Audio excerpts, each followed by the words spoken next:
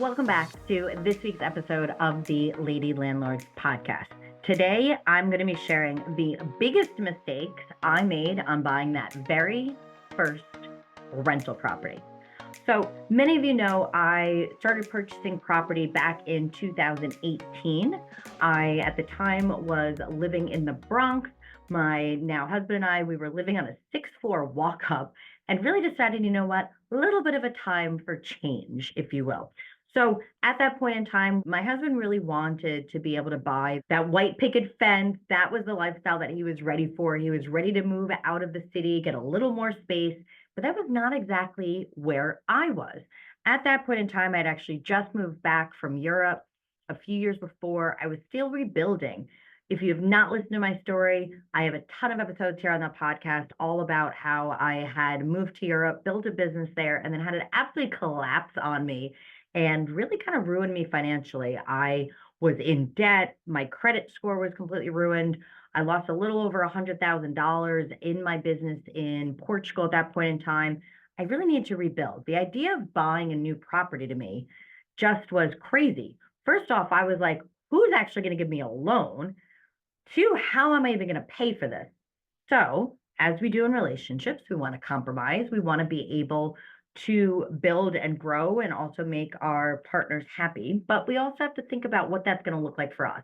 That was something to me that I just could not imagine, especially in the New York City area, just buying a single family home and now just paying for that every single month.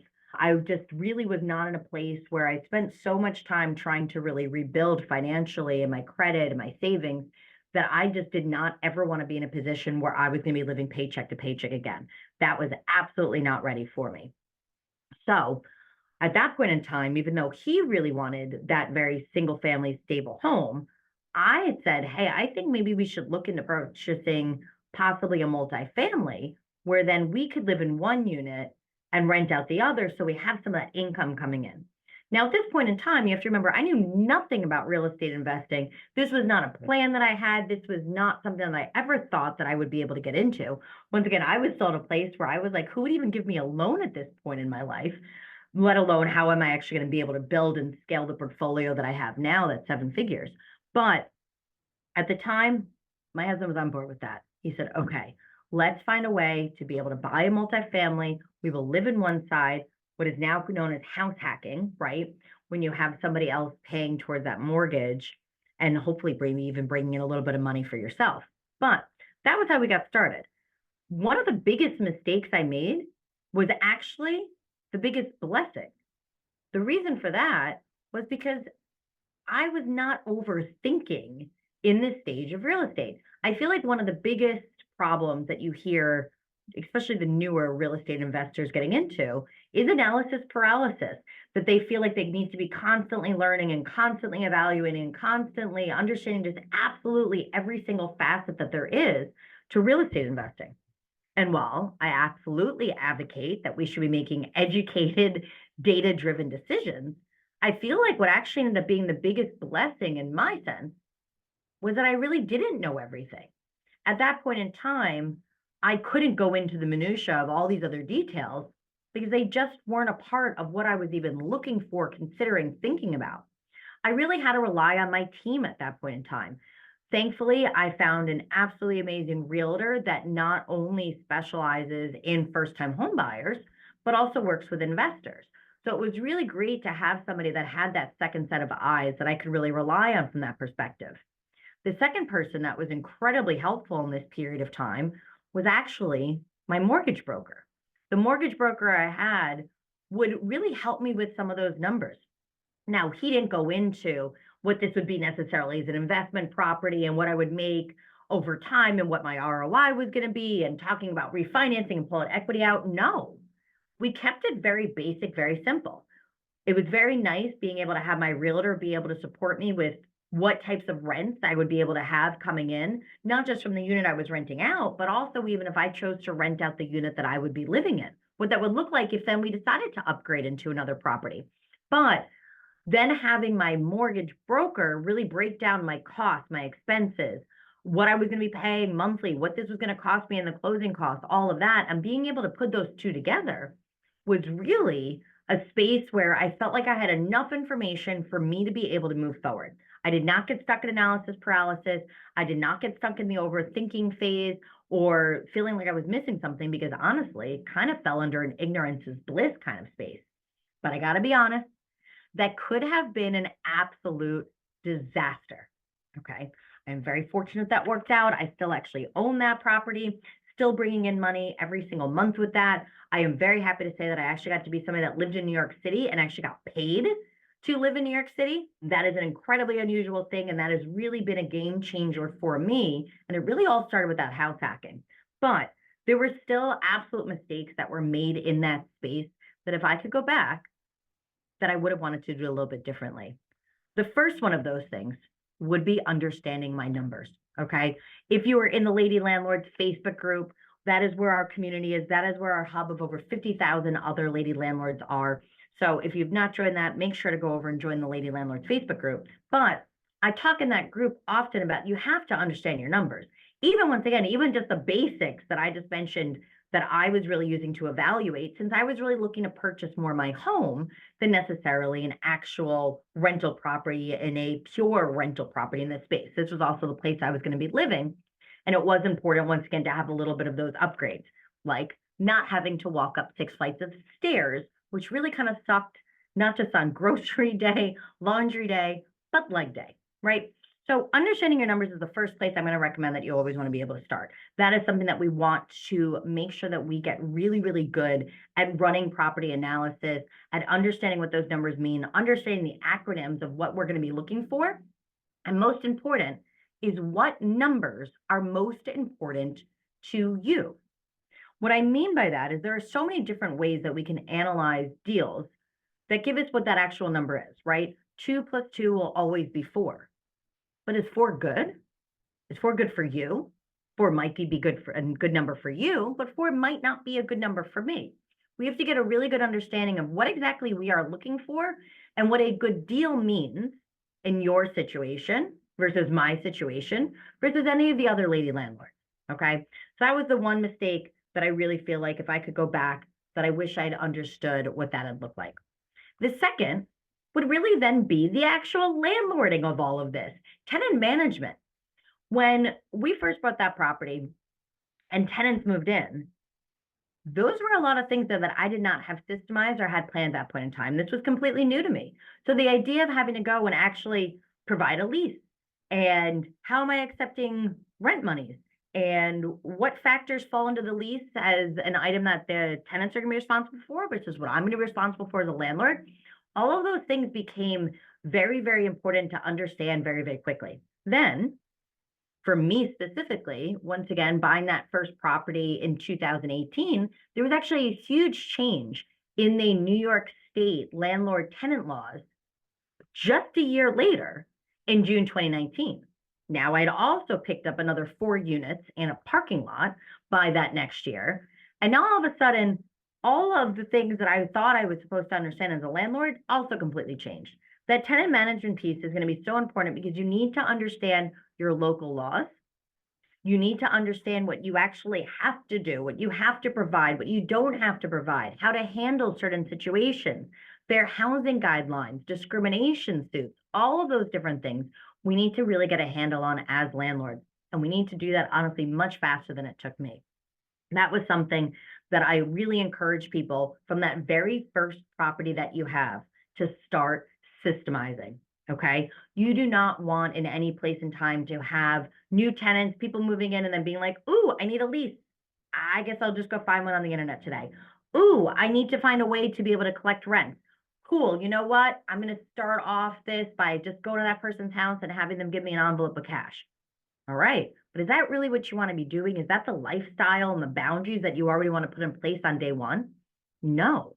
We're here for the freedom. We're here to be able to do other things in our own lives that we enjoy more. I guarantee you that me driving around collecting rent and knocking on doors from all my tenants, that is not something that I want to be able to do. Okay. That's something that I want to make sure that no matter where I am in the world, wherever I'm traveling from, that money is just going to hit my bank account on the first.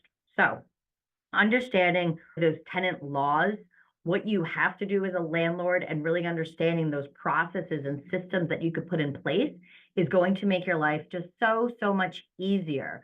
And that was a huge mistake that could have went really, really bad with our first set of tenants.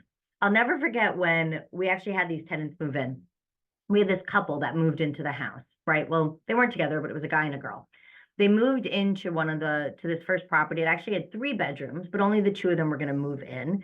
And actually, the girl was going to use that extra bedroom for her closet. Great idea, had a huge closet in there.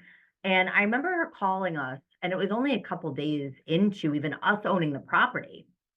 And I'll explain, we had other problems already going on with the property. We found out that during the walkthrough that there was a simple leak that was going on underneath the sinks. It was something that our attorney said, don't worry. The seller said that they were going to handle it. Not a problem. We'll get that leak fixed. So we went through with the closing. Well, one thing that I didn't really understand was that necessarily that was not the case. Once we closed, the seller actually had absolutely no responsibility to come by and actually fix that leak. That was now something that we bought the house, you buy it as is, and that was it. That was the whole point of the walkthrough, right? Our attorney really should have been putting money into escrow and holding money back from the sellers until they had fixed that problem after closing.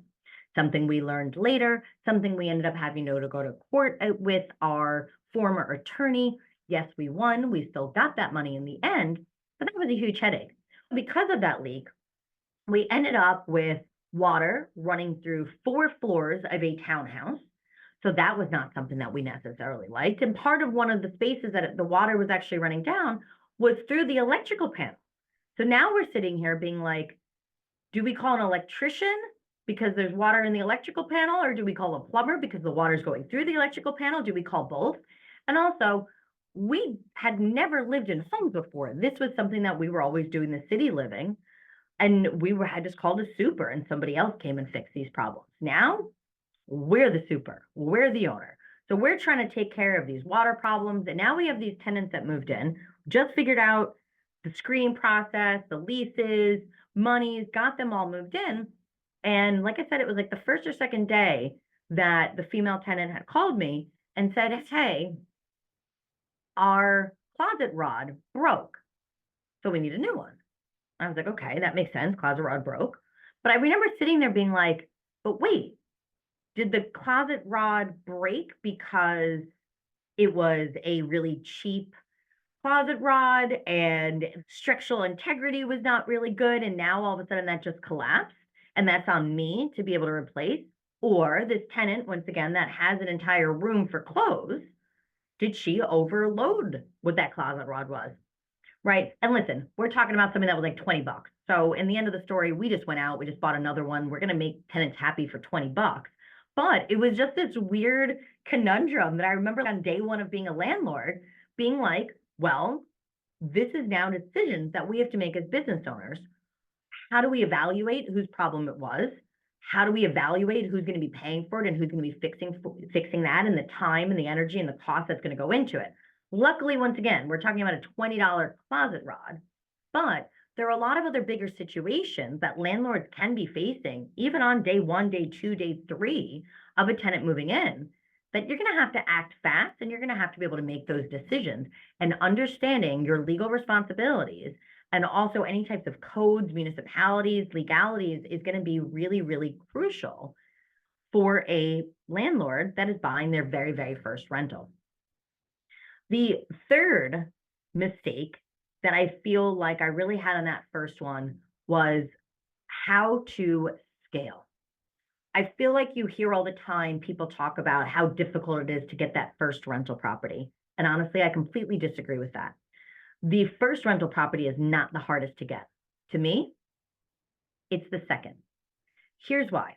When most people go and buy their first rental property, once again, they're not necessarily thinking about scaling. They're not necessarily thinking about what's going to happen next, myself included. My goal at that time was just to buy a property that I could live in and that we could make a little extra money off of and have some support from our mortgage by renting it out to those tenants, right? Once again, that house hack I shared at the beginning of this. Well, now all of a sudden, I realized at that closing, I will never forget being in that closing table, realizing that I just spent a ton of money on this house, right? That was what was in my savings. That was what I worked hard for. That's what I had really made sure to save for that down payment for so long. And now all of a sudden I'm realizing that in literally just closing on that document, that now I'm getting a check from those tenants that were going to be living there. I was hooked on this. I was like, that's it. I just got to manage this property and that's how I actually get paid. That's how I'm going to make money. I was like, I want to do this again. I remember actually saying at the closing table, oh, that's it. We're doing this again. And I had my husband, my realtor, my mortgage lender, and everybody else in the room just look at me and be like, lady, there is no way you're buying another property so soon. And I was like, yeah, we're going to figure this out. And what I realized is that so many people don't start thinking about that scaling and that next step early enough that they really get caught and they end up putting themselves in a position where they can't fund the next property because they didn't necessarily use the right funds on that first property or the previous property, whichever it may be. Because I still feel like I see this by properties 3, 4 that people are buying, that they're having this very difficult time picking up property number 5, property number 6, property number 10, because they didn't use the right type of financing, right? And I feel like I see this with so many people that keep feeling like they have to go back and be dipping in their own savings and having to use their own money again and be like, well, I want to buy another rental property, but it looks like I'm going to have to save. And that's what I was told. But that's not necessarily true. I was able to buy 16 more properties in like 4 years, all in New York, and I own some in the Dominican Republic, but we're talking like substantial properties here. Everything I own is $500,000 plus. And I share that because there are so many different ways to be able to start picking up properties, but most people just really feel, well, I spent all my savings on this property, so I guess I can't buy the next property. I guess I'm just going to have to wait and save. And that is so not true. It is so important that with the property that you are buying now, that you're already thinking about what your financing is going to be, not just for the next property, but probably the property after that and probably the property after that. It's incredibly important to start reverse engineering what your financing strategy is going to look like to make sure that you don't end up in this spot where you're like, well, I don't have any funds. I just spent all my money on the next property. I guess I'm going to have to rebuild my savings. If you are stuck in that position, you need to really get out of that cycle. These are 3 things that are going to hold you up from being able to scale, to be able to bring in that extra cash flow that you want, to be able to create that freedom in your life. So I encourage you today to take the mistakes that I made and that I see so many other lady landlords make and start to put a change into that. All right. So those are the 3 biggest mistakes that I made. I hope those save you all a lot of time, energy, and stress when dealing with your own portfolio. If that is something that you need some support in sorting out what that plan should look like for you, please consider joining the Lady Landlords Inner Circle. You can head over to lady-landlords.com or drop a comment below with the word mentor, and I'm happy to share some more information about how you can get support that you need to continue to grow your real estate portfolio moving forward. Otherwise, if you enjoyed today's episode, please do make sure to leave us a 5-star review. That helps other women be able to get the support that they need and find our podcast on how to grow their portfolios. And make sure to hit that subscribe button so you do not miss the next episode of the Lady Landlords Podcast. We release new episodes every single Tuesday, and I will see you all back in the Lady Landlords Facebook group. Thank you for listening to the Lady Landlords Podcast. If you're feeling stuck in your real estate investing journey, visit lady-landlords.com to book a 15-minute orientation call with me and see if you're ready to join our mentorship program. Or you can subscribe to our newsletter and join our Facebook group for exclusive real estate investing tips and offers. Invest with confidence. Become a Lady Landlord today.